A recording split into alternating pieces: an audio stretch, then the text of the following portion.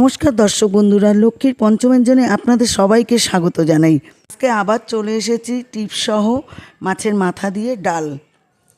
এখানে আমি কাতলা মাছের মাথাগুলো ভেজে নিলাম কড়া করে, তারপরে সেই সরষের তেলের মধ্যেই আমি পেঁয়াজ দিয়ে দিলাম, আর মুগ ডাল ভেজে আগেই সিদ্ধ করে রেখে দিয়েছি আমি। তারপরে আদা বাটা দিয়ে দিলাম, জিরে ধনে হলুদ দিয়ে আর লঙ্কার গুঁড়ো দিয়ে ভালো করে আমি কষিয়ে নিলাম। তারপরে এখানে আমি 4 চামচ টক দই দিয়ে দিলাম, দিয়ে একটু নাড়াচাড়া করে মাথাগুলো দিয়ে ভালো করে কষিয়ে নেব। খুব সুন্দর করে কষিয়ে নিয়ে তারপরে আমি ডালটা ঢেলে দেবো। এবার কাঁচা লঙ্কা দিয়ে দিলাম, দিয়ে ঢেকে দিলাম, স্বাদ অনুযায়ী লবণ আর মিষ্টি দিয়ে দিয়েছি। এবার নামিয়ে নিয়ে আবার আমি আরেকটা কড়াইতে আমি সরষের তেল বসিয়ে দিয়ে তেজপাতা, শুকনো লঙ্কা, জিরে সম্বার দিয়ে আমি ডাল ঢেলে দিলাম। তারপরে গরম মশলার গুঁড়ো আর ঘি দিয়ে আমি সার্ভ করে দিলাম।